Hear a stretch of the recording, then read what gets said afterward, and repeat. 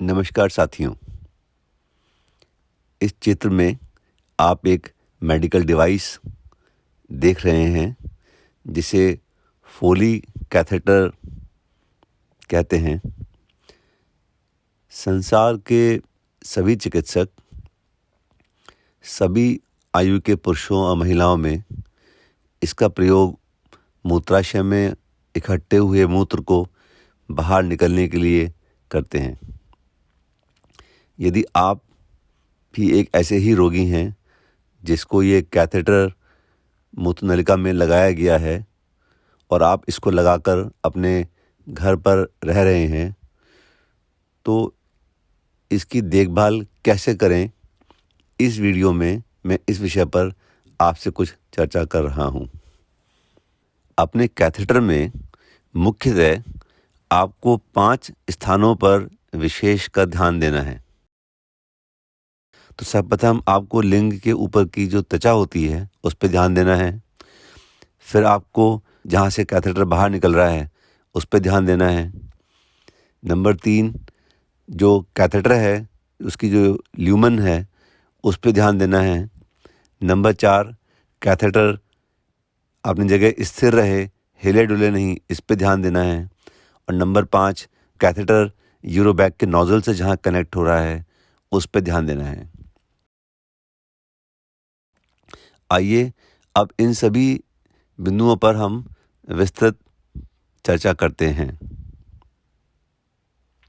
सर्वप्रथम लिंग की अग्र त्वचा फोर स्किन की देखभाल में क्या ध्यान दें। यदि आप नहाते धोते समय या सफाई करते समय लिंग की अग्र त्वचा को ऐसे पीछे खींचते हैं और फिर उसको साफ कर रहे हैं, तो ध्यान रखें कि आप उसे वापस पुनः अपने स्थान पर लाना ना भूलें। इस प्रकार कभी भी त्वचा को पीछे पलटा हुआ ना छोड़ें, अन्यथा ये इस प्रकार से सूज जाएगी और आपको दर्द होगा। अगर कभी इस प्रकार की आपकी अगर त्वचा पीछे पलट गई है और सूज गई है, तो आप तुरंत चिकित्सक से सलाह लें। जब तक आप किसी चिकित्सक या स्वास्थ्यकर्मी से संपर्क नहीं कर पा रहे हैं, तब तक आप इस सूजी हुई अग्र त्वचा की बर्फ से सिकाई करें। ऐसा करने से सूजन कम रहेगी और आपकी पीड़ा भी कम रहेगी। देखभाल का दूसरा बिंदु है मूत्र नली के छिद्र, जिसे मेडिकल लैंग्वेज में हम यूरिनरी मियाइटिस कहते हैं, उसकी देखभाल कैसे करें। कैथेटर लगे रहने पर मूत्र नली के छेद से थोड़ा थोड़ा म्यूकस का स्राव होता रहता है और ये कैथेटर के चारों ओर चिपक सकता है, जैसे कि आप बाएं और दाएं चित्र में देख रहे हैं। ये कीटाणुओं को जन्म दे सकता है और आपको चिपचिपापन और थोड़ा दर्द का एहसास दे सकता है। इसको नियमित रूप से साफ करना आवश्यक है। इसके लिए आप एक पट्टी के छोटे टुकड़े में डिस्टिल वाटर डालें, उस टुकड़े को अच्छी से भिगो लें। एक हाथ से कैथेटर को थोड़ा सा बाहर खींचें जिससे कि वो स्थिर हो जाए। फिर उस भीगे हुए गॉज पीस के द्वारा आप कैथेटर को धीरे धीरे धीरे रगड़ कर साफ करें। त्वचा को पीछे करें जिससे आपको मूत्र का छिद्र भली भांति दिखे और उसको चारों तरफ से उस गीले गॉज पीस से भली भांति साफ कर दें। सारा म्यूकस वहाँ छुटा दें। इस प्रकार आप देख रहे हैं कि सफाई के पहले ऐसा था और सफाई करने के बाद वो एकदम साफ दिखना चाहिए। ध्यान रखें, यदि अपने छिद्र के आसपास कोई घाव नज़र आए, जैसे कि आप चित्र में देख रहे हैं, या फिर आपको छिद्र का आकार कुछ अधिक बढ़ता हुआ प्रतीत हो, तो आप अपने चिकित्सक से तुरंत सलाह लें। देखभाल का तीसरा मुख्य बिंदु है कि कैथेटर में आप किसी प्रकार की रुकावट न आने दें। सर्वप्रथम आप ध्यान दें कि जब आप सोते हैं या बिस्तर पर लेटते हैं तो आपका कैथेटर आपके शरीर के किसी हिस्से से दबे नहीं, जैसा कि इस चित्र में दिखाया, या दूसरे चित्र में आपकी जंघा से वो कैथेटर दब गया है। यदि कैथेटर आवश्यकता से अधिक दब जाएगा तो उसमें मूत्र का प्रवाह रुक जाएगा और आपको मूत्राशय में भरा हुआ मूत्र पता चलेगा और आपको तीव्र पीड़ा हो सकती है। इससे बचने के लिए आप एक विधि का प्रयोग करें, जिसे हम कैथेटर पंपिंग की संज्ञा दे रहे हैं।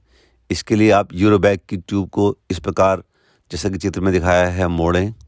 एक जेड के तरह उसको मोड़ लें और फिर उसको इस प्रकार पंप करने की कोशिश करें।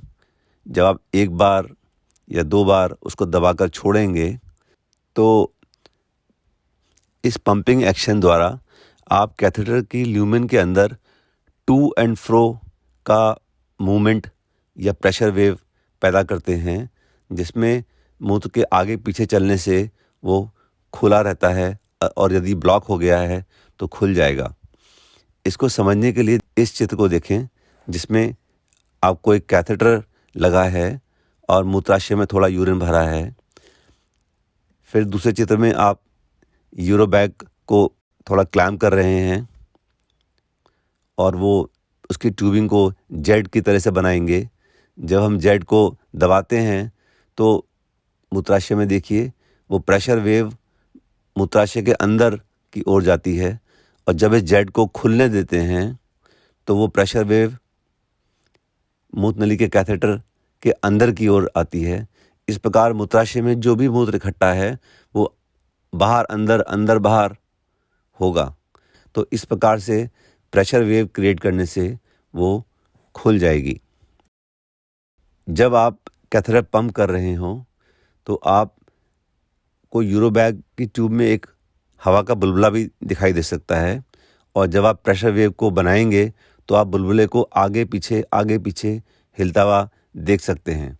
यह आपको दर्शाएगा कि आप कैथेटर पंपिंग में जो प्रेशर वेव क्रिएट कर रहे हैं वो सही मात्रा की प्रेशर वेव क्रिएट कर रहे हैं। कैथेटर पंपिंग के दौरान यदि आपको पेट के निचले हिस्से पेड़ू में एकाएक तीव्र दर्द महसूस होता है तो आप सतर्क रहें। ऐसा क्यों होता है और इसके लिए क्या करना चाहिए, इसको समझने के लिए पुनः आप इस चित्र को देखें। ये आपके मूत्राशय में एक कैथेटर लगा दिखाई दे रहा है। जब कैथेटर थोड़ी देर लगा रहता है तो मूत्राशय इस प्रकार से पूरा खाली हो जाता है और खाली हुए मूत्राशय में मूत्राशय की जो दीवार की म्यूकोसा है वो कैथेटर की आई के पास आ जाती है और जब आप यूरोबैग को इस प्रकार से जेट बनाकर आप दबाएंगे तो पहले तो प्रेशर वेव मूत्राशय के अंदर जाएगी और जैसे ही आप जेट को छोड़ेंगे अब प्रेशर वेव बाहर लौटना चाहेगी। तो मूत्राशय में क्योंकि मूत्र की मात्रा कम है और जब वो म्यूकोसा कैथेटर की आई में तेज़ी से घुसेगी तो आपको एक दर्द का एहसास होगा। इस प्रकार हुए दर्द से बचने के लिए आवश्यक है कि पंपिंग करते समय आपके मूत्राशय में कुछ मात्रा में मूत्र एकत्रित होगा तो पेशाब की थैली की म्यूकोसा कैथेटर की आई के पास नहीं आ पाएगी। इसलिए आप पहले अपने यूरोबैग की ट्यूब को थोड़ी देर के लिए क्लैम्प कर दें। उसे क्लैम्प करने के लिए अगर आपके पास इस तरह की एक कैप है, ये कैप है जो यूरोबैग के नोजल के ऊपर लगी होती है।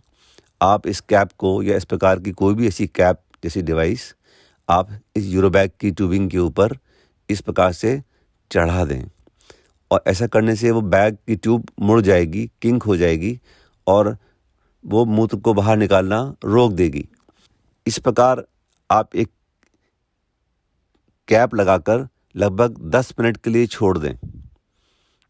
इस 10 मिनट में आपके मूत्राशय के अंदर जो भी मूत्र बनेगा वो वहाँ धीरे धीरे इकट्ठा हो जाएगा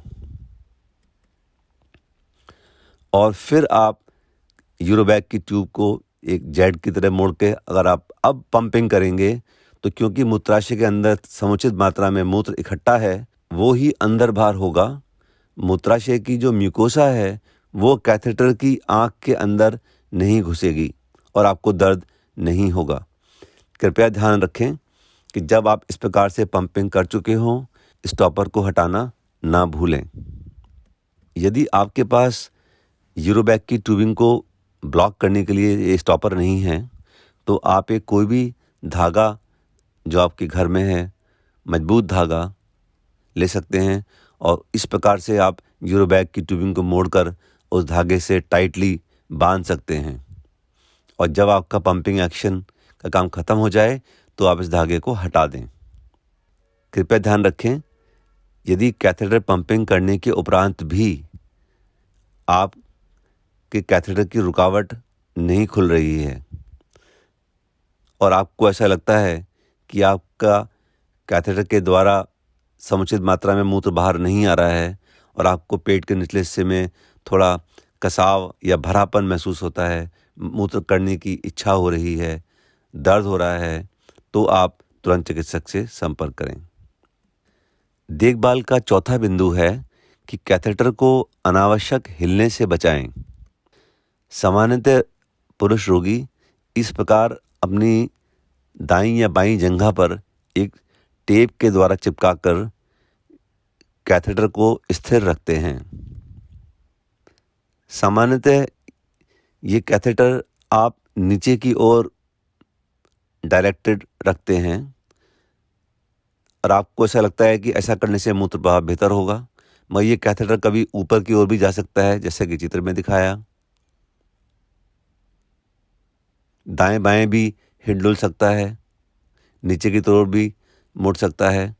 तो ये कैथेटर अगर आवश्यकता से अधिक हिलेगा तो आपको मूत्राशय के अंदर कुछ तकलीफ हो सकती है। यहाँ चित्र में दिखाया, देखिए कैथेटर ऊपर की ओर दिखाई दे रहा है, लिंग में लगा हुआ।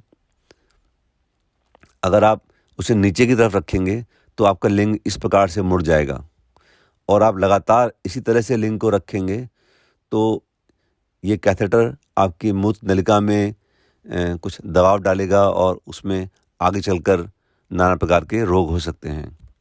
हम लोग चिकित्सक की दृष्टिकोण से बेहतर समझते हैं कि आप कैथेटर को इस प्रकार रखें, पेट की ओर चिपका कर रखें, जिससे कि लिंग की डायरेक्शन आपके सिर की तरफ हो।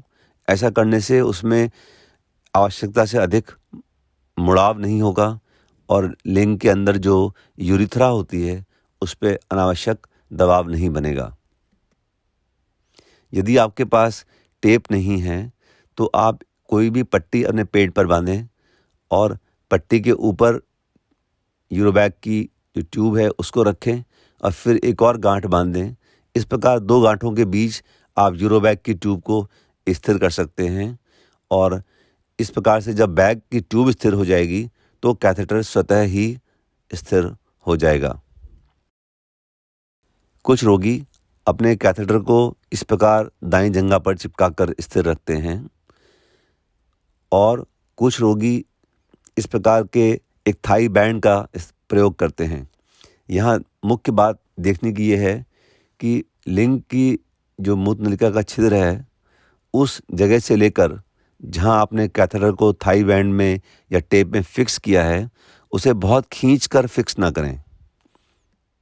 ऐसा करने से आप लिंग में एक तनाव महसूस करेंगे और आपका लिंग दाईं तरफ या बाईं तरफ या ऊपर की तरफ हिलने डुलने के लिए स्वतंत्र नहीं होगा। कृपया ध्यान रखें, सभी पुरुषों को सुबह के समय लिंग में थोड़ा तनाव उत्पन्न होता है और लिंग ऊपर की ओर जाने का प्रयास करता है और अगर आपका कैथेटर नीचे खींच कर चिपका होगा तो आपको सुबह के समय दर्द का एहसास होगा। देखभाल का 5वां बिंदु है कि जो यूरोबैग का नोजल आपके कैथेटर के अंदर लगाया गया है, आप स्वतः उसको वहाँ से अलग करने का प्रयास ना करें। देखिए इस प्रकार आपको दिखाया गया है कि कैसे कैथेटर यूरोबैग के नोजल से कनेक्ट होता है। स्वतः डिटैच करने की कोशिश ना करें, वहाँ से बाहर निकालने की कोशिश ना करें। ऐसा करने से बाहरी संक्रमण आपके कैथेटर के अंदर जाकर आपको हानिकारक हो सकता है। आशा है आप अपने कैथेटर की देखभाल समुचित रूप से करेंगे। धन्यवाद।